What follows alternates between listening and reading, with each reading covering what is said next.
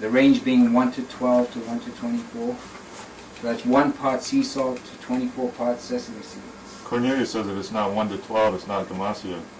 Yeah, well, you know how young she is. Is she? I mean, Oh, yeah. I've never seen her. You know, if you want to see what's happened to Cornelia and the remarkable power of food, I have a photograph of her when she was when she started macrobiotics, and she's this lissome society lady. You know, she's wearing a dress. She's very, very elegant. You know? And then you look at her now. Have you seen her? Has anybody seen Cornelia? I've seen Not in a couple of years. We've seen photos of her. Yeah, but she's like kind of fat. She's large. She's like, yeah. you know, she's like a sumo. She has a sumo wrestler body, and she's so like it's like a rock. You know, she's turned totally. Young, she's more young. Are you kidding? She's like a rock. She's, yes, very She dense. rocks are very young. That's what I mean. Dense. Yeah, she's so young. You know, she's good. I mean, it's amazing. So When I saw this photograph of her when she started, I couldn't believe what had happened. What this transformation she'd She be. probably had a hereditary tendency anyway, and she augmented it with her. Yeah, well, of course, everybody has. I don't like to use the word hereditary because it's sort of like a red rag to the bull for me. But Sorry. environmental tendency, familial traits. Okay, familial trait. Okay. Right. It might have run in her family. Right. So. Yeah, right.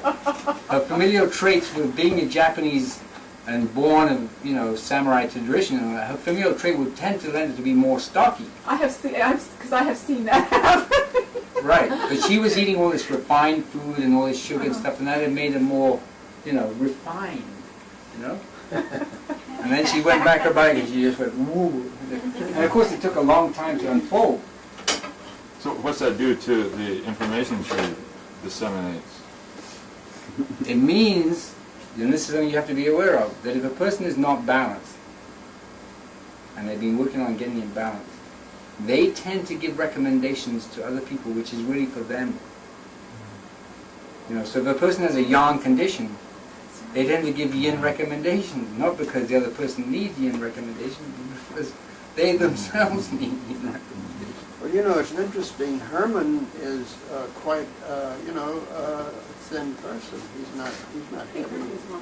No, right. It is. So they're eating the same food.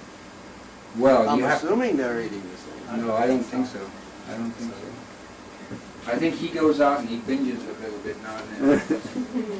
Which is good, you know. I'm not saying that. I'm not using that as a. Yeah, he talked about cheesecake once. I was at a lecture and he talked about eating cheesecake. And he said he realized that his limit was, he liked it so much he tried it again the next day. And Yeah, 3 days was his. Right, exactly. Right. And when they go on plane rides, they eat, he said he eats the airline food. He doesn't, Right. He doesn't. Right. yeah. So I think they have a different attitude about that.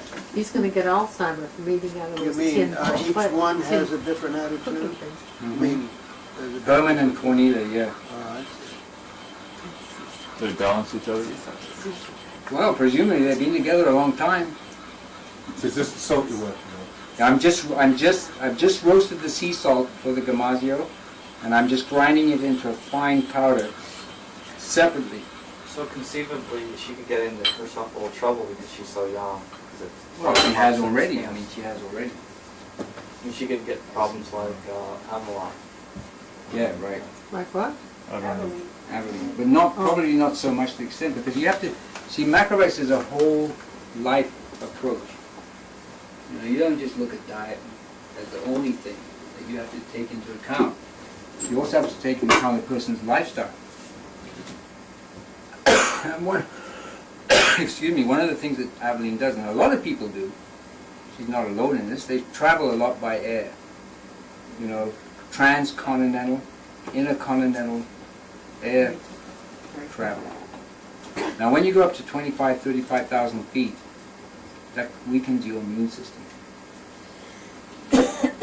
Okay, because when you get up into a pressurized cabin, okay, my reasoning for that is that the human organism, the physical body, and all its aspects, is closely tied in with the environment of the earth, the atmosphere of the earth, the rhythms of the earth, the sun-moon interplay with the earth and the seasons and so forth.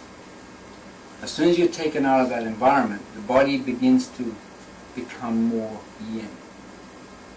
Because you're going up into space, you're going up there. Now what that translates is your body becomes more acid. Because yin is more acid, generally speaking. And what they found out in space travel is that your bones begin to disappear. You know, they start losing the hardness of the bone. And I think that causes a weakening of the immune system. So is that a yin deficiency then? Bones are yin. Well, the bones are yang. No. In your terms, it would be yin deficiency. Then, you know, so that's what she's doing. So you're weakening your immune system. And of course, the other problem with intercontinental air travel is you're going from one climate to another extremely rapidly. Yeah. So your body has to make all these adjustments. So they call this, they call it jet lag. That's what it is your body is in one environment and is being accustomed to that because you live there, and then you suddenly move to Europe or South America or Australia or Japan, and you do that in the twinkle of an eye, relatively speaking. And then you're doing that all year round because that's what she does. I mean, they travel all over the place giving seminars and whatnot. In your own individual rhythm. You know, and of course it's going to take its toll. Yeah. And especially when they have told, they put out a sort of general indication about 10 years ago that people who have cancer are recommended not to fly for 2 years once they start their macrobiotic practice.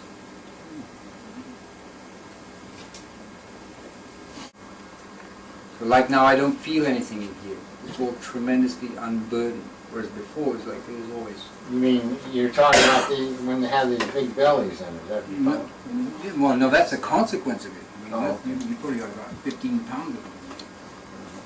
In regard to that miso, could you just spread it on bread without, you know, and let Yeah, you can.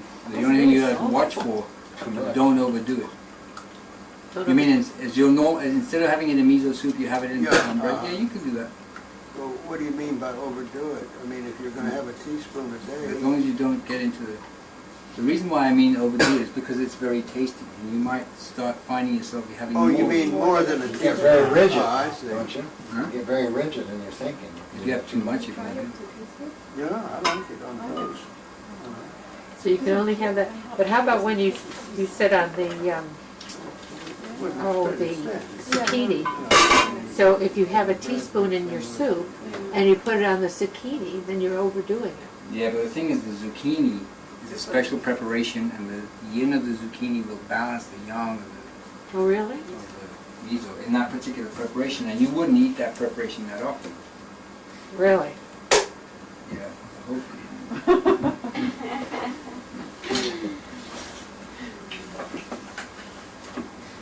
Okay then, now, what else is I just add a little bit more water to this. Now the final thing to talk about is our horsetail tea.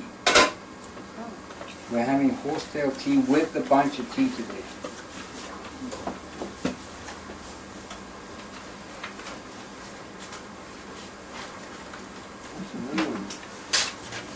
Now, Paul brought this. The reason why Paul brought this horsetail tea is because you may have remembered that last time Paul was here, and this is Paul Nelson here, he was on crutches.